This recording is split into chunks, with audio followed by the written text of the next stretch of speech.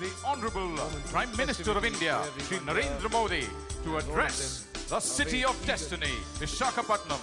Ladies and gentlemen, the Honorable Prime Minister of India.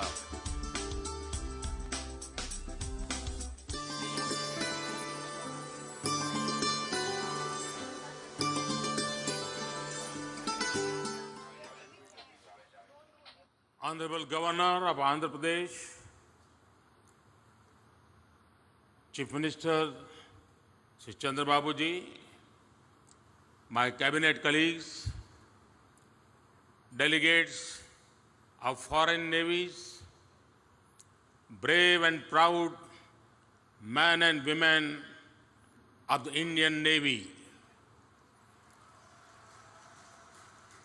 and the resolute people of this great city, Visakhapatnam.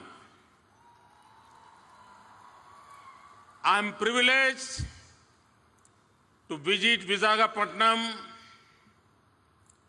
The city has a special place in the heart of all Indians. My last visit to Visakhapatnam was in October 2014. At that time, Cyclone Hudhud had left the city shattered in pieces. But the people of Visakhapatnam smiled in the face of adversity.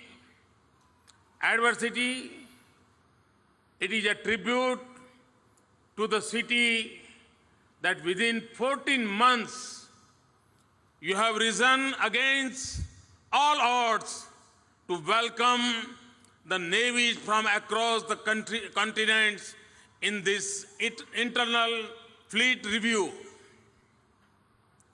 A little over a year ago, we saw the full fury of the ocean.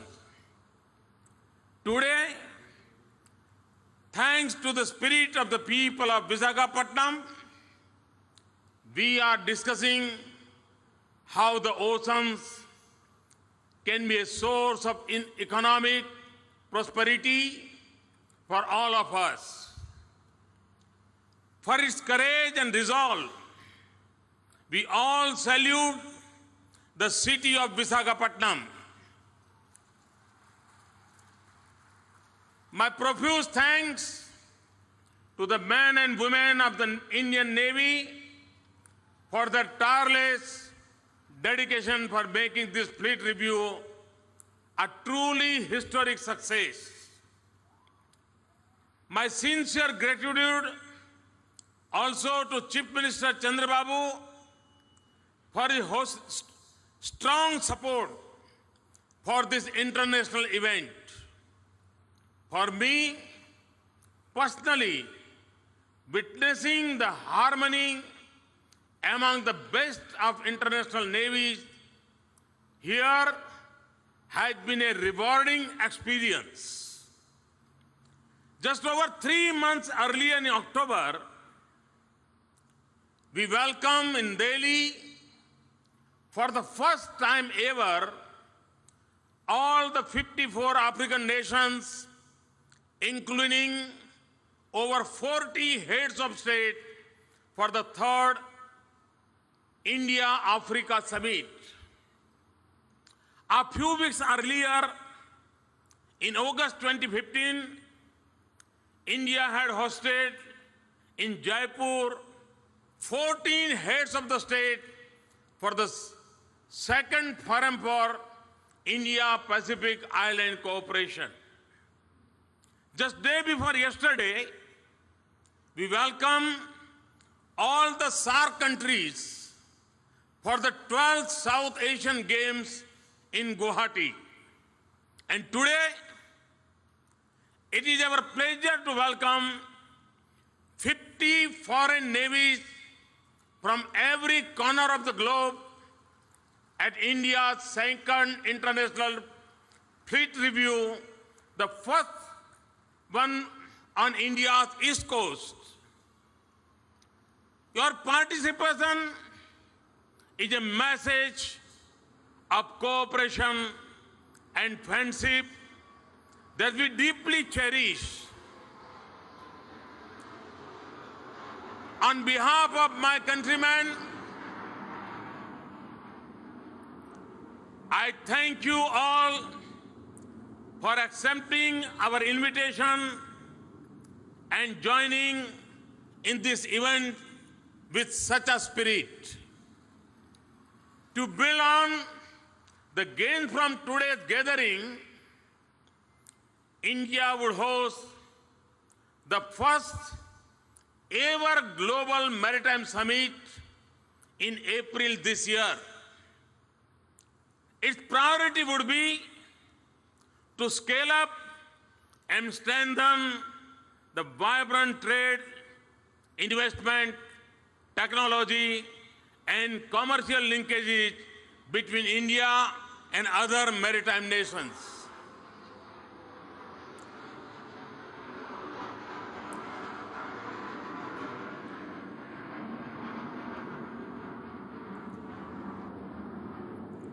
Friends, the oceans and world's waterways are global commons. Vasudhaiv Kutumbakam, the concept of whole world as a family, is perhaps mostly vividly witnessed on the oceans of the planet that connect us all. The last time India hosted the International Fleet Review was in the year 2001 in the city of Mumbai. The world of 2016 is vastly different. Its politics is turbulent and its challenges complex. At the same time, the oceans are the lifeline of global prosperity. They present us with great economic opportunities to build our nations. Over 90% of global merchandise trade is carried on the oceans. Over the last 15 years, its value has grown from about $6 trillion to about $20 trillion. Oceans are critical for the global energy security, as over 60% of world's oil production moves through sea routes. Our ability to reap economic benefits from the oceans rests on our capacity to respond to the challenges in the maritime domain. The threat of sea-borne terror, of which India has been a direct victim, continues to endanger the regional and global peace and stability. Piracy, too, remains a strong challenge. The threat of natural disasters like tsunami and cyclone is ever present. Man-made problems such as oil spills, climate change continue to risk the stability of the maritime domain. A peaceful and stable maritime environment is therefore critical for the regional and global security. It is also a must to harvest the riches of the oceanic ecosystems. Given the scale and complexity of modern-day challenges, the international maritime stability cannot be the preserve of a single nation. It has to be a shared goal and responsibility of all the seafaring countries. To this end, the navies and maritime agencies of the world need to work together and engineer virtuous cycles of cooperation. But where necessary, they also need to act to secure the international sea lanes of communication. I believe that if oceans were to propel our economies, then we must use seas to build peace, friendship, and trust, and curb conflict, respect and ensure freedom of navigation, and cooperate, not compete. In responding to the challenges in the seas, the large presence of foreign navies at this fleet review is a confirmation of our shared urge to walk the pathways of peace and cooperation. To keep the maritime domain safe and secure, friends, India is and has always been a maritime nation. India's ancient Sanskrit texts also refer to the oceans as the storehouse of Chaturdashanam Ratnanam, the 14 gems. Surrounded by sea from 3 sides, India has a long coastline of over 7,500 kilometers. We have been blessed with a rich maritime heritage ever since Lothal in Gujarat became one of the earliest seaports of the world. India's central location in the Indian Ocean has connected us with other cultures, shaped our maritime trade routes, influenced India's strategic thought, and defined our maritime character. Since the days of the Indus Valley civilization, India has maintained an extensive network of maritime links, including with Africa, Western Asia, the Mediterranean, the West, South, East Asia, and the Far East. We are delighted that the navies from all these regions have joined in this fleet review.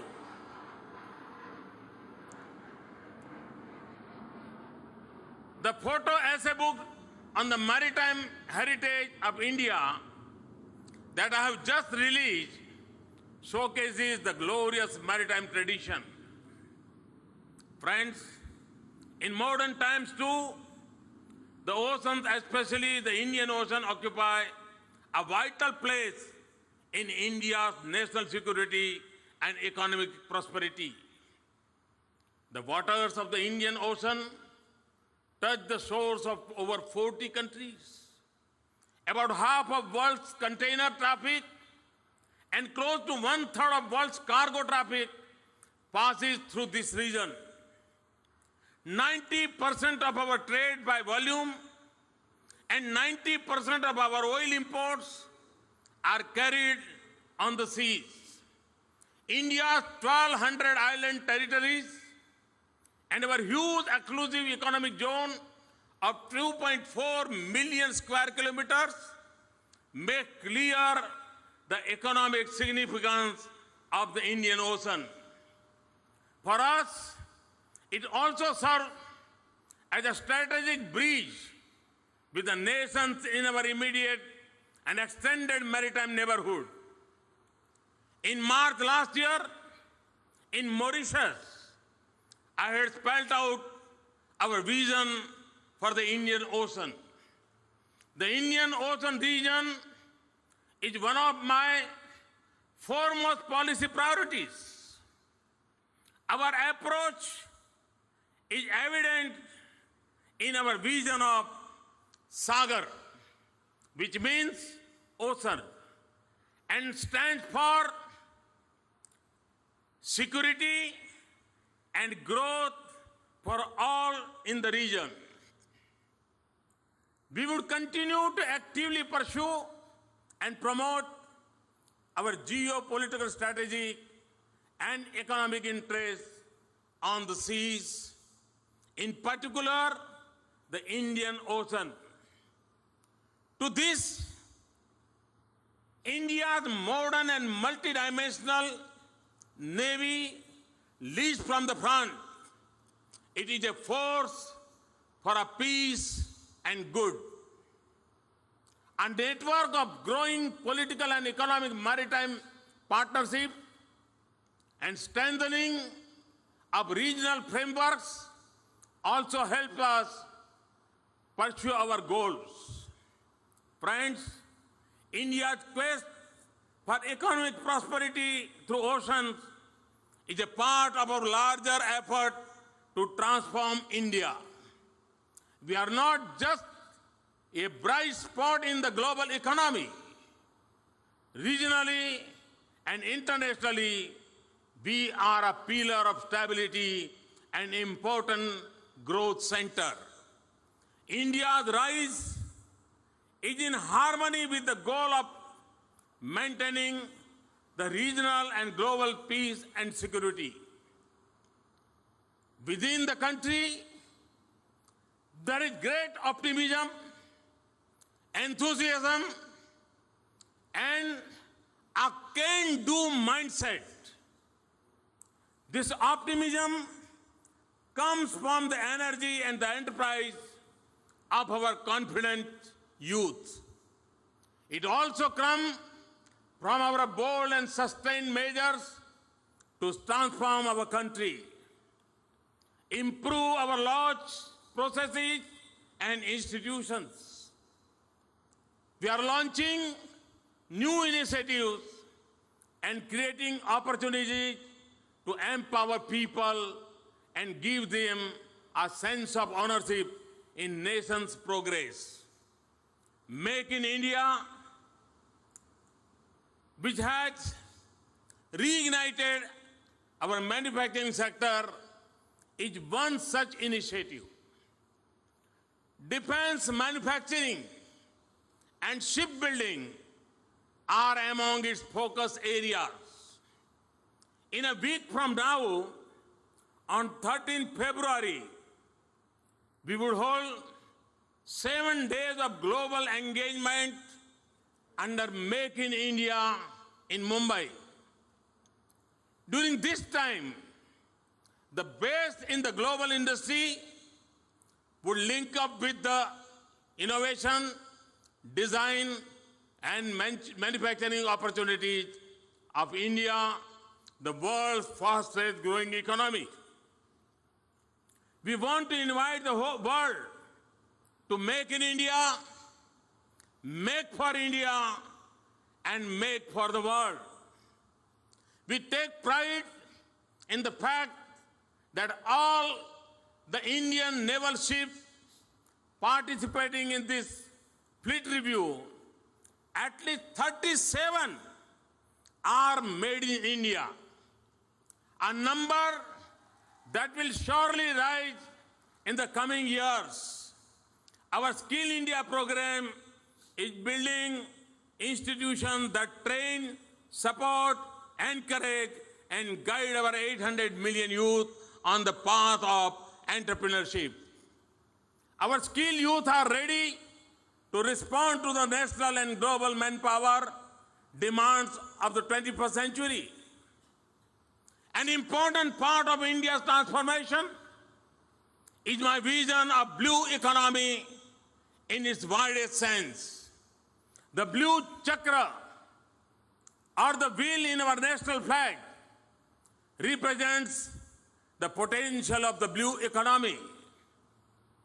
An essential part of this pursuit is the development of India's coastal and island territories, but not just for tourism.